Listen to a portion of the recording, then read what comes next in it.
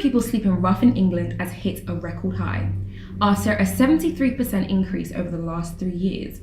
Official government data shows that on any given night in autumn last year, 4,751 people were recorded sleeping on the streets, a figure that has more than doubled since 2010. Our aim is to find out to what extent, if any at all, are homeless people responsible for their circumstances. In order to do so, it is important to understand the various reasons as to why people become homeless, as many people have their own opinions on the matter. In my experience, like mental health, alcohol, drugs, domestic violence, people being disillusioned by society, there's kids running away from care and stuff like that. There's people run away from situations who can't face society and rather be on the street. You know, I know because I was homeless once. Yeah. Enough respect for themselves, people not having the right upbringing and people being neglected, and it's normally something to do with what has happened in their previous, like when I was a child, and that's why I'm like this, because of when I was a child. This is like why I feel like this, and it develops in that way, and it's mostly all the time because of that, you know what I mean? And they don't have enough, because we can all do it, you know what I mean? If we really try hard enough, we could all sort ourselves out, you know what I mean? Because everyone has the capability to do something like that. Sadly, many people view homelessness as a result of personal failings and consider that if the economy is going well, there is no excuse for not getting on. But this belief is belied by facts, which show that homelessness is caused by a complex interplay between a person's individual circumstance and adverse structural factors outside their direct control.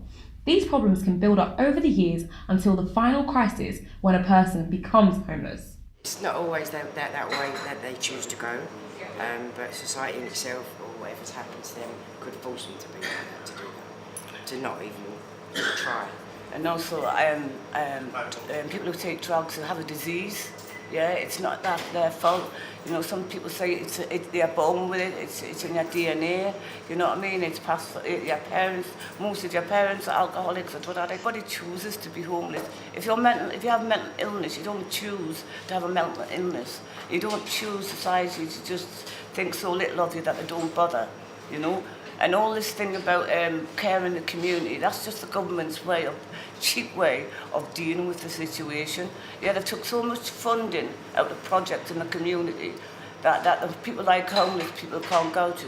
We work in shelter, yeah. We see so many things coming through that door, don't we? We volunteer at shelter, which is a homeless place in Plumstead. And the kind of people, lots and lots of mental health and drugs and alcohol. Domestic violence is a big one. You know, we see children on the street, you know what I mean, because they're being hit by their parents, or the mother's being hit by the men. It can be women hitting men as well, can't it? Not just one way. Nobody chooses to be homeless. Would you? No. Jacob Whitmore is a prime example of how structural and complex factors that are out of your direct control can lead to one becoming another homeless figure. You to your circumstance? My mum gave me away when I was 6. It's a true story. She put clothes in the bin bags. She had a new boyfriend. She got a boyfriend in. She got put the clothes in the bin bag, dumped me out into Plumstead in Elmley Street, and I had to go to my grandma's house, and that was when I was 6 years old. And that's the true story.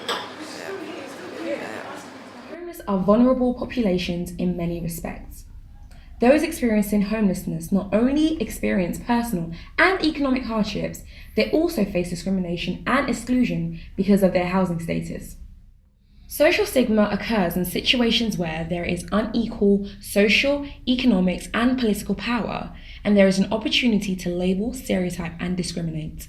Is where, like, the government, people with the money business, yeah, it's a cheap way of saying they're drug addicts, it's their fault, they're on drugs, it's their fault. Why are they on drugs? Why are they displaying mental health characteristics? Why? This guy lost his job, he lost his home, he lost everything. You know for a fact his mental health was not good at that time. Where was society? Where was the money? And there's so much money has come out of projects in the community, you know. There's less more community projects for homeless people, for domestic violence, for drugs. The government's taken funding from them projects and going where? Big privatisation, big buildings, big tower blocks and Woolwich building off. Yeah, they just took loads of funding from the community, from projects in the community. You know, if the government think they're clever, they're not. We see right through them, so they're not, and they think they're transparent, they're not. You know, they're not. I was younger, I did take like MDMA and stuff like that and go partying and stuff like that. But I've just calmed down now, you know what I mean? I smoke cigarettes, I have the odd beer every now and then, you know what I mean? But yeah, it's not a good thing at all. And it does need to be addressed, yeah. It needs to be addressed with people asking these people, but they do it, so I can't say, but most people don't accept the help, so a lot of people do want the help and they're stuck in a cycle and they don't break out of it and they just want to do what they're doing and get on with their lives. It is clear that the homeless crisis is an ongoing one that needs to be dealt with rapidly. Every homeless person's story differs.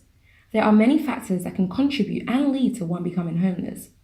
It is therefore unfair to blame a person for a situation they are unable to prevent nor resolve. Young Jacob is a prime example of this. He did not choose to live his life on the streets. Yes, not all homeless people's stories are like Jacob's. However, it is imperative not to judge a person simply based on their unfortunate housing circumstance. If they had it their way, they would not be homeless. I know in the heart of heart that it is my fault why I am like this, you know what I mean? Because I can progress, but I struggle to. I've got problems. I've got health problems. I've got mental issues like in my head. I've got paranoia. I've got psychosis. I've got a nerve damage in my leg where my dad stabbed me in the leg, and yeah. Struggle sometimes, and I struggle to have the ability to, you know, just get myself out. I just get stuck. More money back into the community, let the community help themselves. Yeah, because every sort of borough will be different. Yeah, every city is different. Newcastle won't be the same as London because there's more people coming through the pole in London, Dover, yeah, and stuff like that. So every region is different. Every region or community have different needs, yeah? So how about letting the community help themselves and putting money back in the community and not giving it to God knows who? Local authorities estimated on a single night in autumn 2016, there was 4,134 rough sleepers, compared to 3,596 the previous year. This huge jump raises the question as to who is to blame. Is it fair to blame homeless people for their situation?